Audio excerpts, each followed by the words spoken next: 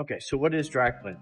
Dry cleaning is washing your clothes in the absence of water. So in other words, we replace water with solvent. Let's take a look at what solvent looks like.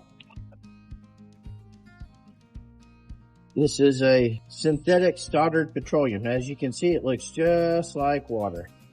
So solvent comes from our base tank up into the wheel. It goes through some filters first, sloshes around. It also gets soap, which is very important. It's no different than washing at home.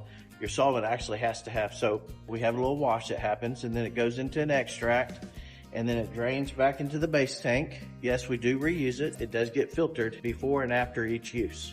It also gets distilled. So distillation removes all contaminants out of the solvent, makes it pure again. It also has to be dried. So our clothes go from the washer, AKA the dry clean machine, to the Petromizer. The Petromizer is a closed loop, non-vented dryer. Man, that's a lot of weird words that don't make a whole lot of sense. So there's no exhaust vent on this dryer. It has an air conditioner on it. And so as it's tumbling the clothes and it comes to the temperature, instead of going through an exhaust, it goes across an air conditioning coil, which returns the vapor into a liquid and then returns the liquid to the base tank of the dry clean machine. So here, the air conditioning coil that returns the vapor back to a liquid so they can return to the dry clean machine. So this gizmo is a water separator. So there is water in the air, humidity turns to water, and that water will mix with your solvent. So this is a water separator, and it's got a little bit of lint in it, but that lint allows you to see the two layers. The water is heavier than solvent, so the water's in the bottom, solvent's on top. This gets cleaned out once a week.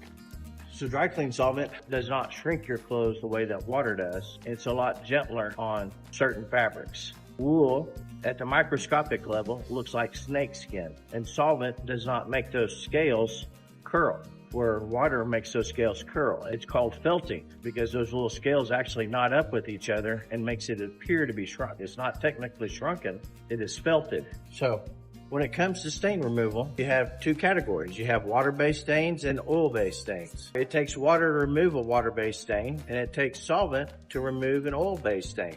That's why there's no such thing as one product to remove every stain under the sun. It's just not possible. That's why when you see our spotting boards, we have multiple chemicals because each chemical removes a specific type of stain. All right, to just sum it up real quick, when you're washing at home, you can do a really good job removing water-based stains. When you got something that is oil-based, you're gonna have to go to the dry cleaner. So I hope that helps clear up some of the confusion of what is dry cleaning. Is it really dry? It doesn't have water.